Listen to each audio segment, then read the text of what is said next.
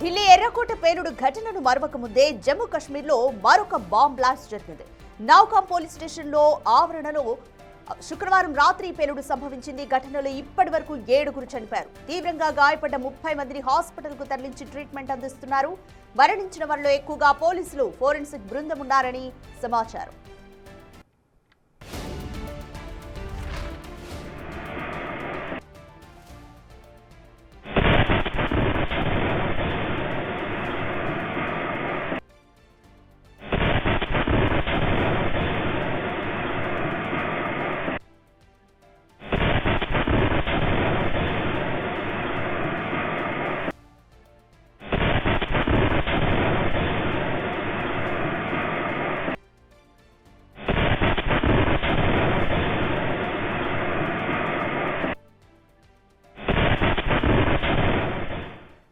పేలుడు దాటికి శరీర భాగాలు చెల్లాచెదురుగా ఎగిరిపడ్డాయి. పేలుడు జరిగిన ప్రదేశం నుంచి దాదాపు 300 అడుగుల దూరంలో కొన్ని శరీర భాగాలను గుర్తించారు. గాయపడ్డ వారిలో చాలా మంది పరిస్థితి విషమంగా ఉంది. ఘటనపై పోలీసులు 2 కోణాల్లో దర్యాప్తు చేస్తున్నారు.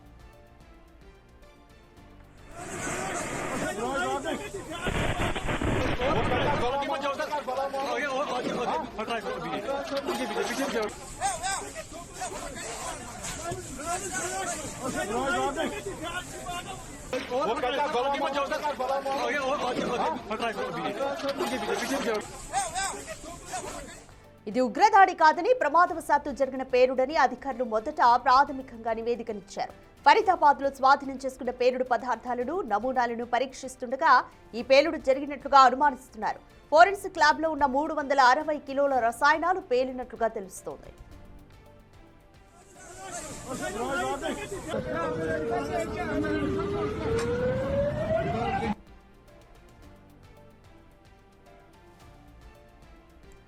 భారీ పేలుడుతో పోలీస్ స్టేషన్ భవనం ధ్వంసమైంది. చిన్న పేలుళ్లు వరుసగా చోటు చేసుకోవడంతో రెస్క్యూ ఆపరేషన్ కు ఆటంకం కలిగినట్లుగా అధికారులు తెలిపారు. పేలుడు జరిగిన వెంటనే పోలీస్ స్టేషన్ ఆవరణలో పెద్ద ఎత్తున మంటలు చెలరేగాయి. అగ్నిమాపక సిబ్బంది, అంబులెన్స్లు తక్షణమే ఘటనా స్థలానికి చేరుకుని క్షతగాత్రులను వెంటనే హాస్పిటల్ కు తరలించారు. ఈ సంఘటనపై ఇంకా ఇన్వెస్టిగేషన్ జరుగుతోంది.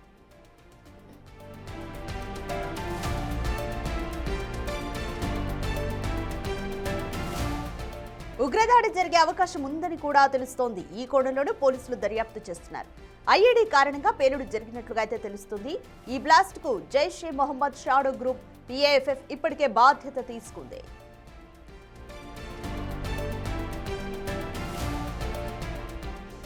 అక్టోబర్లోనే నౌగాంలో ఉగ్ర కదలికలను గుర్తించారు. బెదిరింపు పోస్టర్లు అంటించిన ఘటనపై ఇప్పటికీ ఇన్వెస్టిగేషన్ జరుగుతోంది. సీసీటీవీ ఆధారంగా 3 స్థానికులను పోలీసులు అరెస్ట్ చేసి విచారించగా మౌల్వీ ఇర్ఫాన్ అహ్మద్ అనే వ్యక్తి పాత్ర ఉందని తేలింది. ఆ తర్వాత ఫరీదాబాద్లోని అల్ఫలాహ్ యూనివర్సిటీలో 2 డాక్టర్లను అరెస్ట్ చేసి 360 కిలోల అమోనియం నైట్రేట్తో పాటు ఐఈడీ తయారీకి వినియోగించే పదార్థాలను స్వాధీనం చేసుకున్నారు. ఆ తర్వాత పుల్వామాకు చెందిన మరో డాక్టర్ను గుర్తించి 2900 కిలోల పేలుడు పదార్థాలను స్వాధీనం చేసుకున్నారు. వీటన్నింటికీ బ్లాస్ట్తో సంబంధం ఉందా అన్న కోణంలో దర్యాప్తు జరుగుతోంది.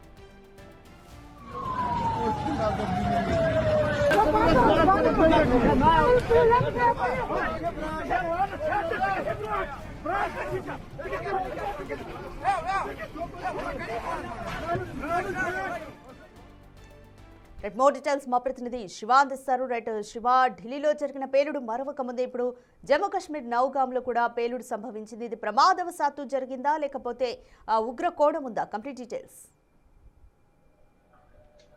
రైట్ రజిక, ఢిల్లీలోని ఎర్రకోట వద్ద కారు పేలుడు ఘటన మరొక ముందే మరో ఘటన వైపు దానికి సంబంధించి దర్యాప్తు కొనసాగుతుంది. ఆ ఘటనలో మృతుల సంఖ్య 13కు చేరుకుంది. ఇంకా కొంతమంది గాయపడ్డ వారి పరిస్థితి, కొంతమంది పరిస్థితి విషమంగా ఉంది. ఇంకా కొంతమంది ట్రీట్మెంట్ పొందుతూ ఉన్నారు. ఒకవైపు దర్యాప్తు కొనసాగుతోంది.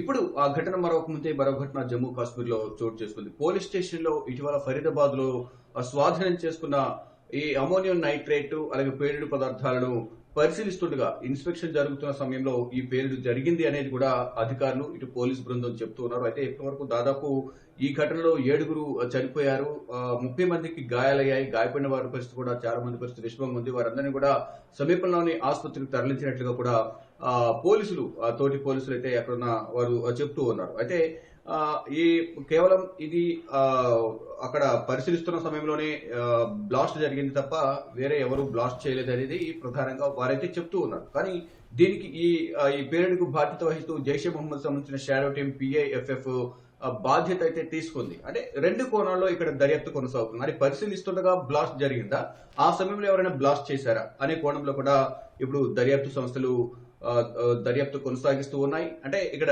ఫరీదాబాద్ లో, హర్యానాలోని ఫరీదాబాద్ లో దొరికిన ఢిల్లీ నుంచి హర్యానాలోని ఫరీదాబాద్ అల్ఫల్హా కాలేజ్ గాని ఆ ఘటన కండవాలి గ్రామంలో కారులు దొరికిన ప్రాంతం గాని ఆ నివాసం గాని ముజముల్ అలాగే ఇతర డాక్టర్లు ఎవరైతే ఉన్నారో షాహిద్ ఈ డాక్టర్లు ఉంటున్న నివాసాలు ఢిల్లీ నుంచి 45 కిలోమీటర్ల దూరంలో ఉంటాయి. అక్కడ నుంచి జమ్మూ కాశ్మీర్ కు ఈ పేలుడు పదార్థాలను తీసుకెళ్లి అక్కడ పోలీస్ స్టేషన్ లో ఇక్కడ పరిశీలిస్తూ ఉన్నారు. అంటే ఈ మార్గం మధ్యలో కూడా ఏమైనా జరిగుంటే ఇక్కడ అది కూడా పేలుడు సంభవించి ఉండేది. కానీ అక్కడ వరకు తీసుకువెళ్లారు. అక్కడ జమ్మూ కాశ్మీర్ పోలీస్ స్టేషన్ లో ఈ అమోనియం నైట్రేట్ 360 కేజీల అమోనియం నైట్రేట్ పరిశీలిస్తున్న సమయంలో ఈ పేలుడు జరిగింది అనేది కూడా వారైతే ధృవీకరించారు. కానీ దీనికి బాధ్యత వహిస్తూ జైషే మహమ్మద్ సంబంధించిన షాడో పిఐఎఫ్ఎఫ్ ఉగ్రవాద సంస్థ కూడా దీనికి బాధ్యత మేమే అంటూ కూడా వారు కూడా బాధ్యత తీసుకున్నారు. కానీ ఏం జరిగింది అనేది కూడా రెండు దర్యాప్తు సంస్థలు అయితే రెండు కోణాల్లో దర్యాప్తు చేస్తున్నారు. అంటే ఉగ్రదాడి జరిగే అవకాశం ఉంది. ఆల్రెడీ ఒకసారి పేలుడు జరిగింది కాబట్టి మరొకసారి ఉగ్రదాడి జరిగే అవకాశం ఉంది అనే కోణంలో కూడా దర్యాప్తు కొనసాగుతుంది. ఐఈడీ కారణంగా పేలుడు జరిగినట్టు తెలుస్తుంది. ఒకవైపు 360 కేజీలు ఫరీదాబాద్ లో 360 కేజీల అమోనియం నైట్రేట్, మళ్ళీ ఆ తర్వాత మరో 2900 కేజీల ఈ పేలుడు పదార్థాలు కూడా స్వాధీనం చేసుకున్నారు. ఆ 2900 పేలుడు పదార్థాలతో 400 ఐఈడీలు తయారు చేయవచ్చు అనేది నిపుణులు చెబుతున్నారు. అటువంటి ఐఈడీ పేలుడు పదార్థమే ఇక్కడ బ్లాస్ట్ జరిగింది. ఈ నేపథ్యంలోనే ఆ విస్ఫోటనం చాలా తీవ్రంగా ఉంది. ఆ 300 అడుగుల దూరం వరకు కూడా ఈ పేలుడికి శరీర భాగాలు అంత దూరం వెళ్లి పడిపోయాయి.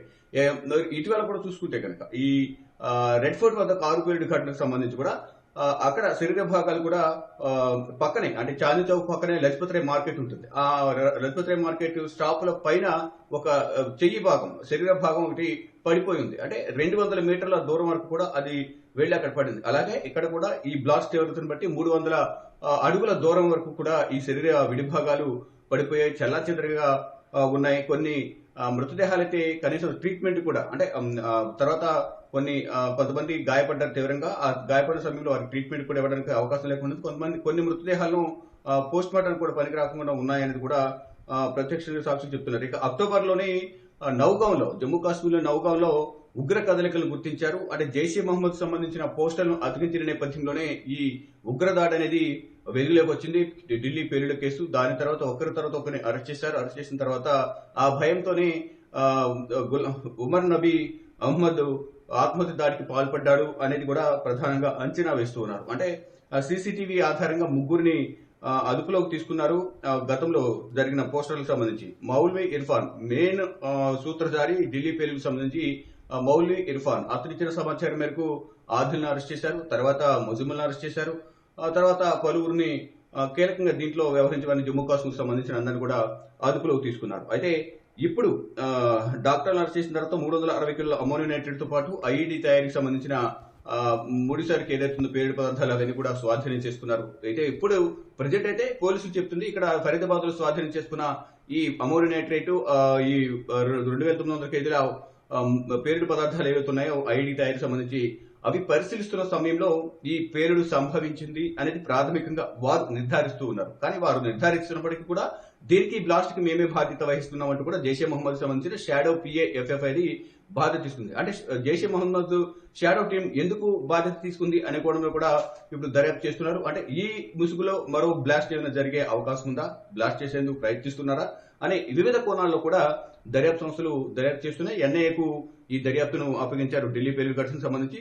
దాన్ని కంటిన్యూ చేస్తూ ఇప్పుడు ఎన్ఐఏ దీన్ని విచారిస్తూ ఉంది. అయితే ఈ బ్లాస్ట్ తో సంబంధం ఉందా అనే కోణంలో, అంటే వివిధ కోణాల్లో, అంటే ఉగ్రవాద సంస్థలు ఈ బ్లాస్ట్ ను చేశాయా, లేదా పరిశీలన సమయంలో ఇది బ్లాస్ట్ జరిగిందా, లేదా రిమోట్ కంట్రోల్ తో ఏమైనా బ్లాస్ట్ జరిగిందా, అదే వివిధ కోణాల్లో కూడా దర్యాప్తు సంస్థలు దర్యాప్తు చేస్తున్నాయి. మరోవైపు జమ్మూ కాశ్మీర్ వ్యాప్తంగా కూడా సెర్చ్ ఆపరేషన్ కొనసాగుతోంది. ఈ పేలుడు తర్వాత ఎక్కడికక్కడ కట్టుదిట్టమైన భద్రతను ఏర్పాటు చేశారు. చెక్ పోస్టులు ఏర్పాటు చేసి బారికేడ్ల ద్వారా వారందరినీ కూడా ప్రతి ఒక్కరు అనుమానించిన వాహనాలను గానీ వ్యక్తులను గానీ ఆపి ఐడి కార్డ్స్ చెక్ చేస్తున్నారు, క్షుణ్ణంగా తనిఖీలు చేస్తూ ఉన్నారు. అయితే ఇప్పుడు ఈ పేలుడు ఘటన ద్వారా ఈ పేలుడులో పోలీస్ స్టేషన్ ఆవరణ పెద్ద ఎత్తున మంటలు వ్యాపించాయి. అగ్నిమాపక సిబ్బంది, అంబులెన్స్ అన్ని కూడా సంఘటనా స్థలానికి చేరుకున్నాయి. కానీ జరగాల్సిన నష్టం జరిగిపోయింది. దాంట్లో మృతుల సంఖ్య ఇంకా పెరిగే అవకాశం కనిపిస్తోంది.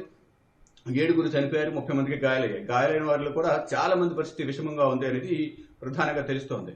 ఇప్పుడు అక్కడ కూడా పోలీస్ స్టేషన్ వద్ద కంప్లీట్ సెక్యూరిటీ ఏర్పాటు చేశారు. ఇటు జమ్మూ కాశ్మీర్ వ్యాప్తంగా అన్ని పోలీస్ స్టేషన్ల వద్ద కూడా సెక్యూరిటీని ఏర్పాటు చేశారు.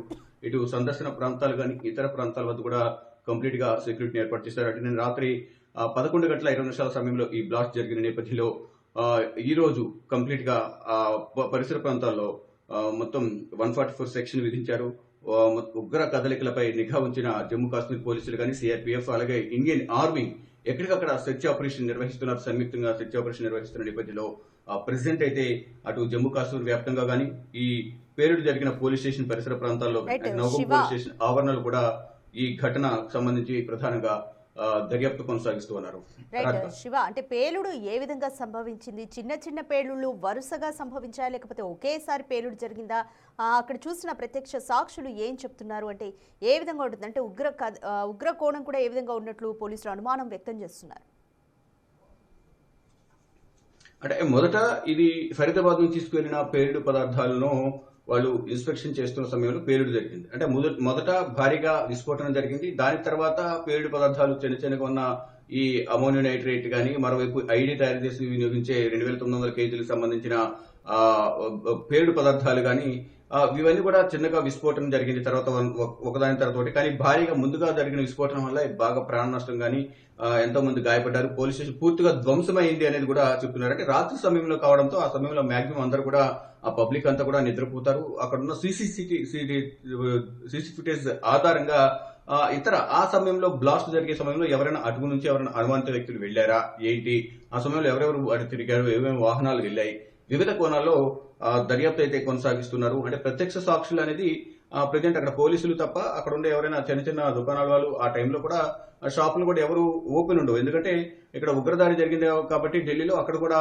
ఎప్పటికప్పుడు ఎర్లీగా, అంటే last time Baisaran valley Pahalgam లో బాంబ్ బ్లాస్ట్ జరిగిన సమయంలో మనం అక్కడే ఒక 8 to 10 days అక్కడే ఉన్నాం. ఆ సమయంలో కూడా ఎర్లీగా ఎవరిని కూడా రోడ్లపై రాకుండా 7 to 8 మధ్యలోనే అందరినీ చెక్ పోస్టులు ఏర్పాటు చేసి చెక్ చేయడం, దీని ద్వారా అందరూ కూడా ఇళ్లలోనే ఉండేవాళ్ళు. కానీ ఇప్పుడు ఎట్ ద సేమ్ టైం 11:20 అయింది కాబట్టి ఆ సమయంలో బ్లాస్ట్ జరిగిన ఆ సమయంలో ఎవరు కూడా ప్రత్యక్ష సాక్షులు కానీ స్థానికంగా ప్రజలు ఎవరు ఉండే అవకాశం ఉండదు. ఎక్కడ మనకు జస్ట్ అక్కడ ప్రత్యక్ష సాక్షి అంటే సీసీ ఫుటేజ్ ఆధారంగా అసలు ఏం జరిగింది, ఆ ఉగ్ర కదలిక ఏమైనా ఉన్నాయా, వీళ్ళు పరిశీలించే సమయంలోనే బ్లాస్ట్ జరిగిందా, ఆ బ్లాస్ట్ జరగడానికి ముందు వెనుక ఎవరు పోలీస్ స్టేషన్ వైపు వెళ్లారనేది కూడా సీసీటీవీ ఫుటేజ్ చూస్తే కనుక మనకు అర్థమయ్యే అవకాశం ఉంటుంది. కానీ ఇక్కడ పోలీసులు కూడా ధృవీకరించేది ఒకటే, ఈ పేలుడు అనేది ప్రధానంగా వీటన్నింటినీ కూడా పరిశీలిస్తున్నాము, ఆ సమయంలో పేలుడు జరిగింది. మరోవైపు వారు ప్రకటించిన తర్వాత జైషే మహమ్మద్ సంబంధించిన షాడో టీం దీనికి బాధ్యత మేమే తీసుకుంటామంటూ వారు చెప్పారు. అంటే ఈ బ్లాస్టులు జరిగింది ఢిల్లీలో పేలుడు సంబంధించి లింకులు ఉంది, జైషే మహమ్మద్ కి ఉన్నాయనేది కూడా అనుమానాలు వ్యక్తం చేశారు. ఆ లింకులన్నీ కూడా దానికి సంబంధించిన కీలక ఆధారాలు కూడా దర్యాప్తు సంస్థ అధికారులు సేకరించారు. ఎట్ ద సేమ్ టైం ఇప్పుడు కూడా ఈ పోలీస్ స్టేషన్ లో జరిగిన దాడి మీన్స్ అక్కడ బ్లాస్ట్ జరిగింది, దానికి మేమే బాధ్యత వహిస్తున్నామంటూ కూడా జైషే మహమ్మద్ షాడో టీం అనేది ప్రకటించింది. ఇక ఫైనల్ గా ఇప్పుడు దర్యాప్తు అయితే కొనసాగుతుంది. ప్రజెంట్ గాయపడిన వారి పరిస్థితి కొంతమంది విషమంగా ఉంది. నవగాంలోని సమీప ఆసుపత్రిలో ట్రీట్మెంట్ పొందుతున్నారు. ఇక 9 మంది మృతి చెందారు. ఇక అధికారికంగా అంటే 7 చనిపోయారు. ఇక అధికారికంగా ప్రకటించాల్సి ఉంది. ఇక దీనికి సంబంధించి ఉగ్రదాడి కూడా జరగవచ్చు అనే కోణంలో కూడా అక్కడ పటిష్టమైన భద్రతను ఏర్పాటు చేశారు. అన్ని పోలీస్ స్టేషన్లకు హై అలర్ట్ జారీ చేశారు. Radhika, thank you Shiva.